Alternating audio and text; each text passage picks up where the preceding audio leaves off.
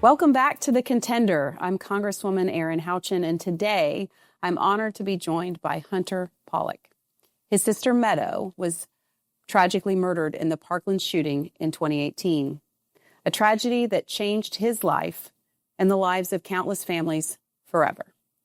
Hunter has turned his grief into purpose. His voice has made a difference, and his mission is one that matters to every family who sends a child to school each day. Hunter, thank you for being here today. We really appreciate you taking time to sit down with us, and welcome to The Contender. Thank you for having me. I think it's a really good thing that a member of Congress still cares deeply about this issue, so I'm happy to do this. Honored to be here. Yeah, and for those who don't know thank you, and for those who don't know your full story, what can you tell us about this journey and what led you here to where you are today, currently working for the Department of Justice? That's quite a journey that you've been on. And, we do talk a lot to our contenders about what has driven them to this. We understand the first part of your story, but we don't know the journey that you've been through since then and how it's led you here. Can you talk to us a little bit about that? Of course. So it's an interesting story. Growing up, I wasn't the best student in school. I always had C's to D's, maybe some F's. And I actually had to go to an alternative school to graduate. And then after high school, I remember picking my diploma up in the middle of July. Normal students graduated in May. Picked my diploma up, worked at a restaurant, went to community college. And it was like when I was 20 years old, I decided I finally want to start taking school more seriously. So I started studying, started getting tutors, but I was missing something. Like I was missing that college experience. So I saw all my friends were having fun in Tallahassee at Florida State University. And I said to my dad, I'm done. I'm leaving South Florida. I'm leaving the community college here. I want to join my friends. I want to go to Florida State University. So we packed up his camper, drove to Tallahassee. It was January of 2018. And then 6 weeks later, after I moved to Tallahassee, was when Meadow was killed. And before Meadow was killed, I never wore a suit for anything. My dad was a business owner. My mom was a stay-at-home mom. I wasn't exposed to lawyers and legislators. But then when Meadow was killed, 6 weeks after I moved to Tallahassee, we went to the Florida House of Representatives and worked to pass a bill, the Stoneman Douglas Public Safety Act. Yep. And in that bill was gun safety, school safety, mental health initiatives. And my family personally lobbied a lot of legislators because Republicans didn't love the gun control stuff. The Democrats didn't love the school safety stuff. But my family, so we had to lobby legislators, make a little bit of a sacrifice. It's a good overall package. Governor Scott supported it. And on the House floor when it was passing was Attorney General Pam Bondi. She was the Attorney General of Florida at the time.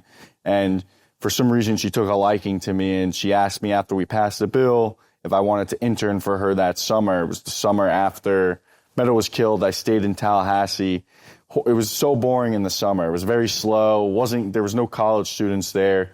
But I did get to intern with the Attorney General, and then I got to sit with her during clemency. She did cabinet meetings as the Attorney General, and she pushed me. She said, you would make a good prosecutor, you'd make a good lawyer. And she pushed me to go to law school.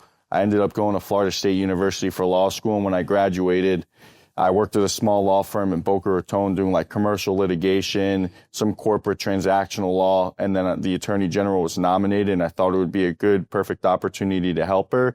And I reached out, and here I am today. Well, that's incredible. My husband actually has had a similar school experience to you. He entered college on academic probation. He's already told this story, by the way, for those listening at home. So I'm not giving any information out that he hasn't already shared. But he was on academic probation when he went to his school counselor to say, I'd like to take the SAT to go to college.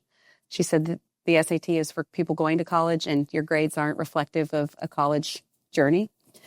He took the SAT. He scored the highest in the school. And then they came back to him and said, maybe you want to go to college. His first semester, he got the dean's list and just worked really, really hard. And now he was a prosecutor for 16 years, and now he's a judge. He's a good public servant. He's a good public servant. And like you're a good public servant. What you went through in that time, and I remember it vividly, and the thing that stuck out to me, and we've talked about this, offline, is that meeting with President Trump with the families from Stoneman Douglas after the event. And your dad was very vocal in that meeting with President Trump, and he gave a very impassioned speech, and one that I think many did not expect, because it wasn't, a lot of people that day were just talking about guns, and he did not share that perspective. So that impacted me by looking at that and saying, that took a lot of bravery for him to do that. And I've met your dad. He's a really strong guy. And he still today is working on these issues. He is. Unfortunately, so how that Oval Office meeting came about. So the Oval Office meeting was private with the president after the shooting. And how it came about was it was Valentine's Day, the day that Meadow was killed. And my dad and his wife were having a picnic when it happened. And my dad was wearing a President Trump shirt for his picnic with his wife. And after the shooting, it was madness. Like, families were rushing to the hospital, rushing to the school. And my dad had a picture of my sister on his phone, and he was showing a reporter the picture of my sister, like, have you seen Meadow? And the reporter snapped the picture of my dad, and he was wearing his President Trump shirt. And after the shooting, a lot of people were sending, like, mean messages that your daughter deserved to die because you're a Trump supporter, just very mean messages. So that's how the president heard about my family and invited us to Washington, D.C. to personally meet with us. And then my dad gave that speech. Afterward, the president signed the shirt that my dad wore, and he has it framed at his house. Wow, that's amazing. The president had my family at the White House. We spoke about school safety specifically because it's common sense. The gun control fight has been going on long before I've been alive, probably long before you've been alive. People have been debating gun control. So we thought, what could we do that's practical? And that's protecting our kids in school, protecting our kids on the street, and holding bad actors accountable who aren't doing their jobs at the school, in the police departments, in elected office. Yeah, I think that's a great segue. So I told your dad this. I think you might have been there when we had this conversation, but we met actually in the Oval Office. I don't know that many people know that President Trump often has many meetings kind of occurring at one time. It's how he's able to get so much done. And both of us happen to be in there for different reasons, but we met in the Oval Office. And I kept looking over at your dad thinking, like, I know him from somewhere. And then it hit me. That's Andrew Pollock. And I knew who he was because I read his book. I read Why Meadow Died. And I thanked him for writing it, because I was a policymaker in the state of Indiana trying to work on these issues, understanding that, and he articulated it really perfectly in the book, the problems with social and emotional learning and not having that accountability at the school level. Schools who at that time thought that they shouldn't punish kids who committed crimes even in schools. And should not refer those to law enforcement. It's that accountability piece. And I used his story to help make policy in my state. I remember the conversation we had. Yeah. And he said, I'm still doing it.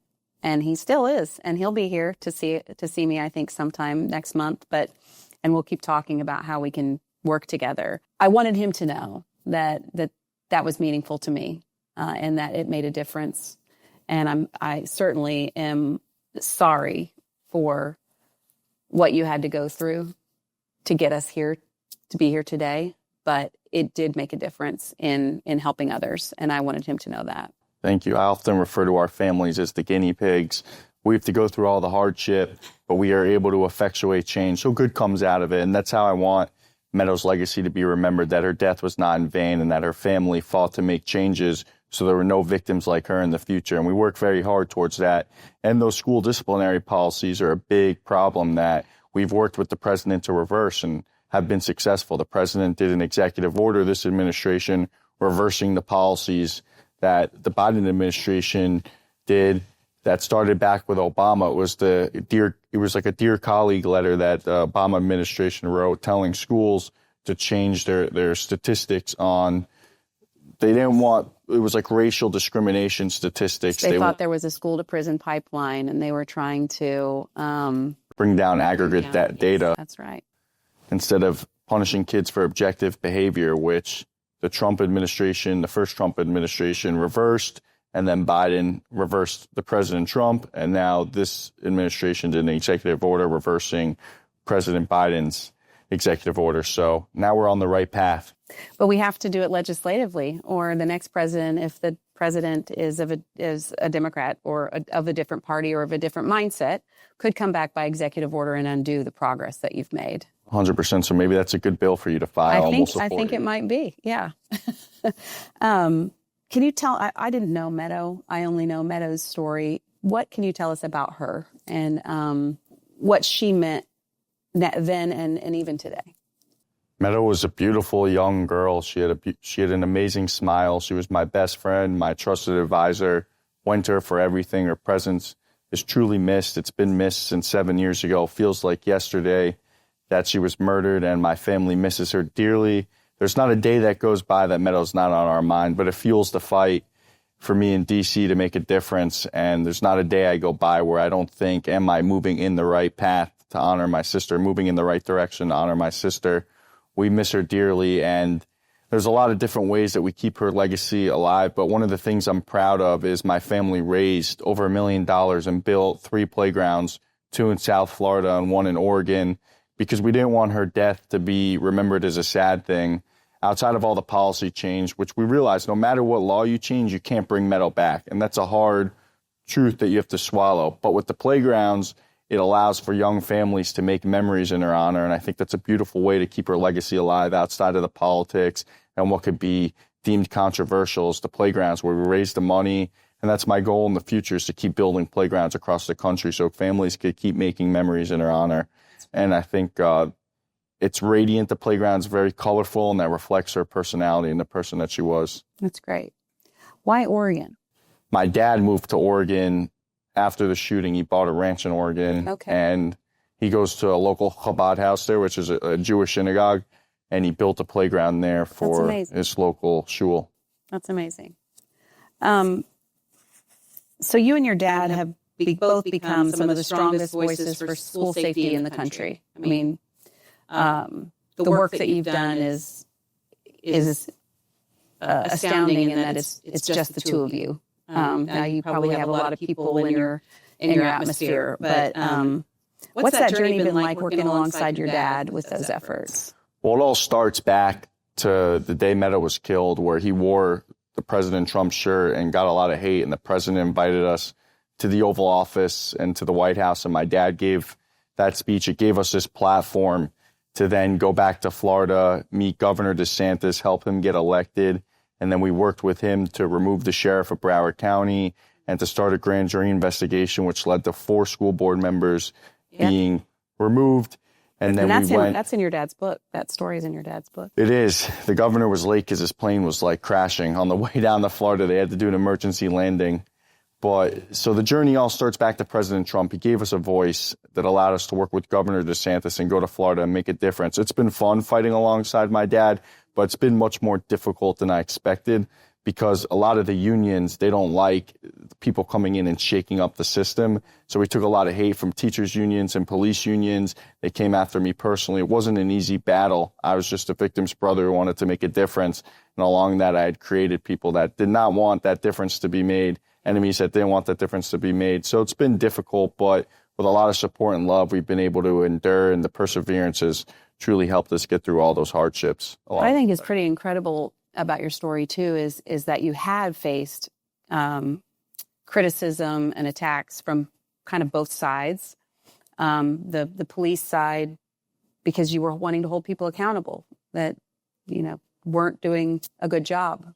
And we can't shy away from that, right? We want people to be held accountable when they don't do the right thing or don't do a good job. But then also on the teachers union side, they really fully have been bought into this social and emotional learning and not really holding students accountable. And even in my own state of Indiana, we have a commission for the status of children. And we had a meeting. This is one of the times I mentioned your dad's book in a meeting. They had a frequently asked questions document that they were going to give to every teacher. And some of the questions were, what should I tell a student if he or she tells me, I think the term was curses at me and tells me to leave them alone. The answer was that the teacher should go to this student and say, I'm sorry you're having a bad day. What can I do to make it better? If a student is disruptive in class, the recommendation was to remove all the other students and not remove the one student who's the behavior problem. If a student is sleeping in class, let them sleep because they're probably tired. And the message that sends to other students in the class about how they should behave.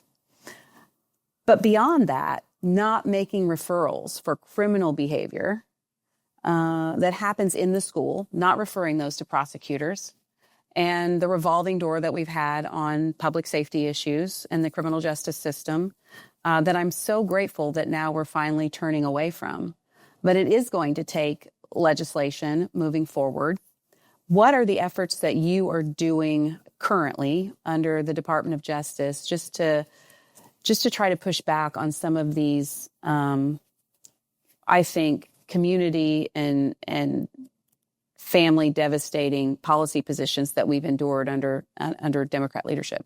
Well, the department gets to work on the executive order that the president signed with the disciplinary policies, but I get to work on the interagency school task force with school safety task force with DHS, Department of Homeland Security, HHS, Department of Education, and we're coming out with a report that follows the 2018 compendium report that was created by President Trump after the Marjorie Stoneman Douglas Act. So we're doing a lot of good things in that report that's going to come out soon. And then outside of that, learning these different third-party vendors that are now coming in, shocking the school safety industry and coming with all this new AI and technology that's helping keep kids safe at school. And then to go back to what you were talking about with the teachers and the students, because I want to touch a point then before we move on, is these school districts are creating this culture of leniency that's allowing kids to slip through the cracks. And I think the most important thing to prevent the next Parkland from happening is to find these kids before they could go buy a gun and shoot up a school. And that means get rid of this culture of leniency, stop allowing kids to slip through the cracks. With prevention, we could really prevent these school shootings, because a lot of these killers, they don't just wake up one day and go shoot up a school. They're known by law enforcement, school administrators, and parents from the time they're in kindergarten and go through the entire school system. So we have to get rid of this culture of leniency that's in our school districts, because so many people talk about background checks for firearms. That's one of the talking points that opposition to school safety uses is let's have background checks to stop these kids from buying firearms. But the thing is, this culture of leniency prevents these students from ever having a background by the time they get out of high school. So the background check's useless because these kids don't have a background because of the culture of leniency that's been created in the schools. That's why this executive order that the president passed is so important. It's going to make such a difference. President Trump, he doesn't just say he's going to do things. He actually does things. He takes action, and we're very grateful. And hopefully with this executive order, schools follow the lead now of the federal government, and they stop with the culture of leniency, so then kids have backgrounds and stop slipping through the cracks. Yeah, and the culture of leniency, not sending referrals to the prosecutor or to police, just kind of trying to keep it contained within the school corporation and not elevating that when it really should be elevated. That was one of the factors in the Parkland shooting, was this person was not referred. Well, our superintendent was from Parkland was from Chicago. And I believe Arnie Duncan, the education secretary at the time, was from Chicago as well. And they created this, they call it the Promise Program, that then trickled in and infested Broward County schools, which led to the culture of leniency, where they got to the point where my sister's killer was showing up to campus every day and being frisked. So they're showing up, they know he's a mad, crazy kid, and they're frisking him on campus every day instead of just sending him to an alternative school, which puts the good kids in the school in danger, and parents have no idea what's going on. So that superintendent adopted everything from the Obama administration because they were so afraid if they didn't have a culture of leniency, the federal government would then come, and whether it was like enforce Title VI or some type of other federal law against them, it created a really bad thing in our school system that now people are waking up to. And I think Then versus now, parents are a lot more engaged in their children's education. So if a kid's coming to school every day and getting frisked like my sister's killer, we didn't know that was going on. But I think parents now are much more in tune in their children's education there's no stone left unturned and that wouldn't happen today, hopefully. So what are some of the things that you advocate for in terms of school safety, and what advice would you give to a school corporation anywhere in the USA for what best practices would look like in your view? Like I've been discussing, the disciplinary policies are very important. The federal government, the administration's coming out with a new school safety compendium report. We have to find ways to get that to every school district across the country so these teachers and school board members know the best practices from the federal government to implement into the school. And then I discussed the third-party vendors. You need a criteria for school districts to follow so they're spending school hardening money on the proper technology and tools, and they're not just being sold by salesmen on products that aren't going to actually make a difference. What are some of those technologies you think for hardening? I think we just need to stick to the fundamentals, limit the points of entry, have law enforcement on schools, adopt like what in Florida, the Aaron Feist Guardian program, have better surveillance. What is that? So we created a program in Florida where veterans and law enforcement officers, previous law enforcement officers, even civilians, depending on the county, can go through an intensive training and psychological evaluation that would allow them to be armed guards on school campuses. When you are at work, you're working every day here in the nation's capital for the Department of Justice, for Pam Bondi, Attorney General Bondi. What are the things you're most proud of in your day-to-day when you go home in the evening and think, I'm glad that I have the opportunity to have done that today? Well, I'm proud to work for Attorney General Pam Bondi. She is the greatest Attorney General. She's such an amazing person. She has a really good heart, and that makes it a lot easier to work with someone who has very good intentions every day because we're doing good work. But I have a picture of my sister on my desk. It's me and my sister. We were like cuddling when we were little babies, and her eyes, they look like they're looking into my eyes. And in my head, it just says, keep going. Every day I look at that picture and it's hard, and I'm like, what am I doing here? Things aren't moving as fast as I'd like. I look at that picture and it just reminds me to keep going. That's what she would want me to do. And that's what I'm most proud of, that every day I wake up and no matter what the day brings, I gave it my best effort. And I listened to what my sister would want. And that's for me to keep going until we make a real difference. It's probably her telling you, keep going. That's how I feel. Yeah. What would you tell others who have lived through hardship, how to turn it into purpose like you have? So there's no one-size-fits-all approach with grief and hardship. Everyone responds to grief and hardship very differently. Not everyone has to go and be an advocate for why their family member died, because honestly, I relive the trauma all the time of my sister's death. Talking about school safety, talking about these subjects in D.C. isn't easy. So there's no one-size-fits-all approach. But there's two paths someone could take after a tragedy. They could go down a good path of whether it's getting a job, keeping busy, taking care of your family, or a bad path where they will do alcohol, drugs, and other stuff to bad vices to ease the pain. And all I could say is just go down the path of good. Find something that's going to make you happy, and at all costs avoid bad vices that are going to help ease your pain, because in the long run, that only creates more pain. And it will come back. Yeah, it'll come back. Yeah. So you've made a career in public service, and you've already done so much. I mean, really unbelievable amounts of effort and progress, I would say, that you've made in this movement that I'm certainly grateful for. Where do you go from here?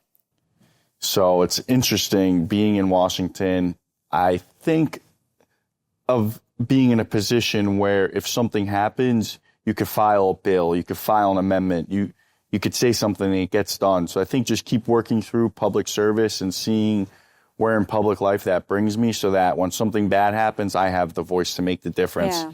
And I think that's where I see in the future, getting to that place where I don't have to nudge everyone all the time to make a difference. When something bad happens, you got to really push people to want to make a difference. I want to be in that position where I don't have to nudge anyone. If something bad happens, I could just make the difference myself. And then, of course, have family, friends, settle down somewhere that's not D.C. and enjoy life. Maybe you could run for Congress. Maybe. It seems like a fun job. Yeah, well, some days, most days. Most days. It is a challenging job, but it is meaningful. And to your point, that you can, even in the smallest things that you can do, are really meaningful for constituents back home. You know, when you can solve an issue for a veteran or a senior on Social Security or disability, those are really meaningful things. And returning tax dollars back to constituents back home and promoting things like school safety, you're right. I think that's an excellent perspective on how you take what you've been working on and continue that. And certainly, I would say today you are probably at that place where, you know, you don't have to knock too hard on somebody's door to get them to listen. Well, you'd be surprised. You still have Really? to knock on a lot of doors in D.C. to get things done. So to get in a position one day,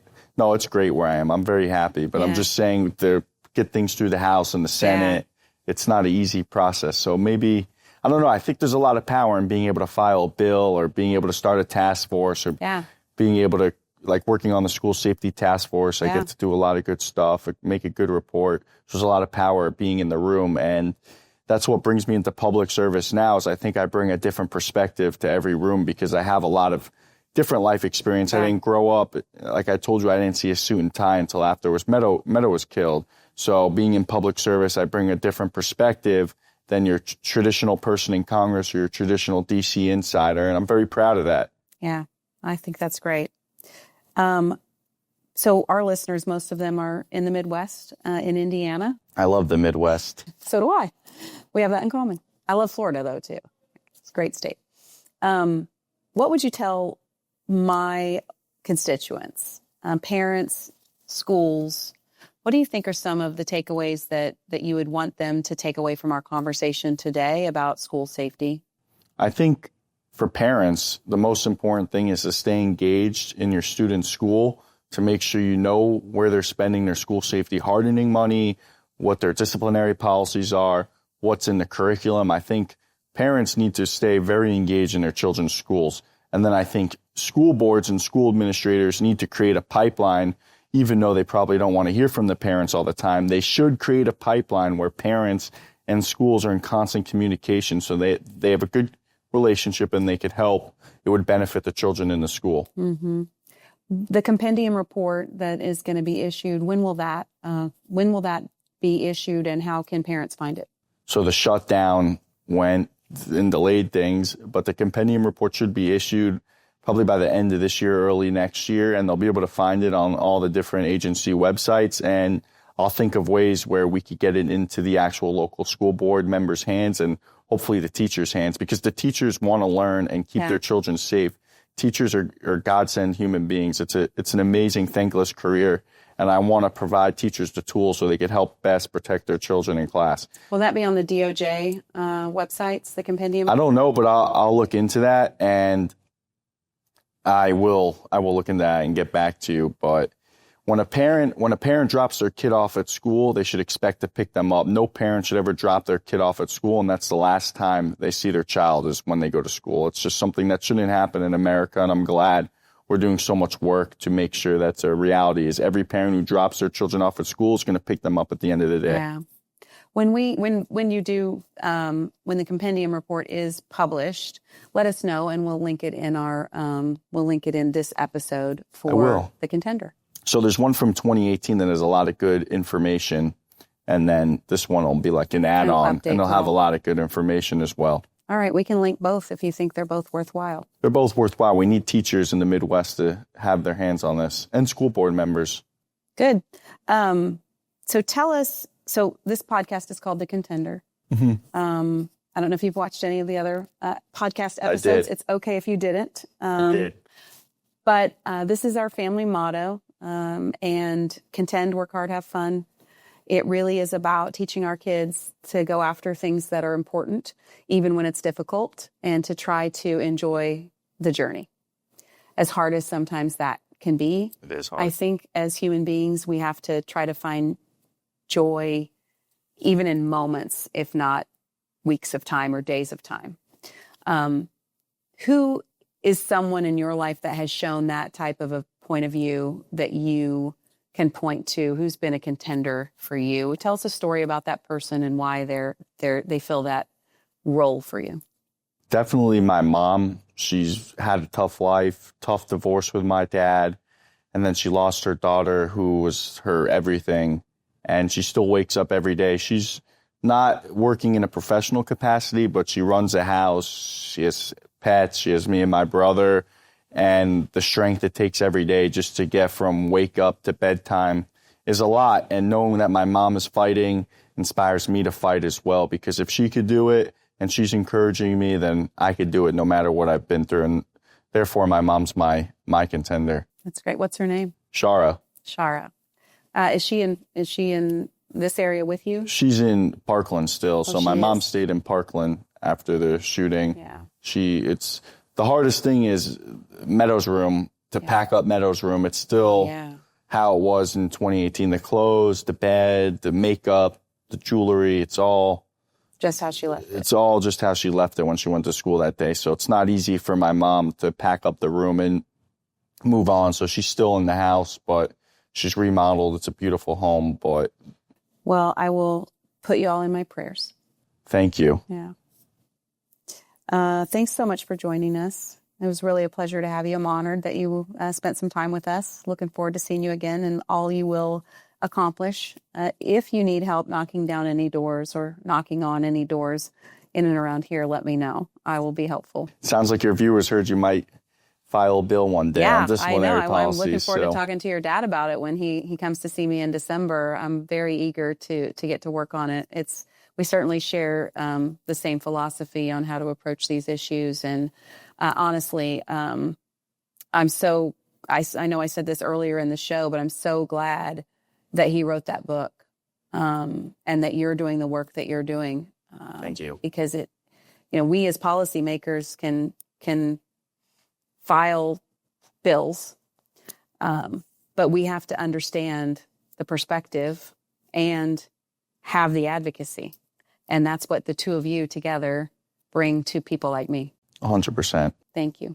Well, thank you for having me. Yeah, it's great. Thank you to all of our listeners for tuning in to another episode. Don't forget to subscribe, share the podcast, and stay inspired to contend, work hard, and have fun. We'll see you next time.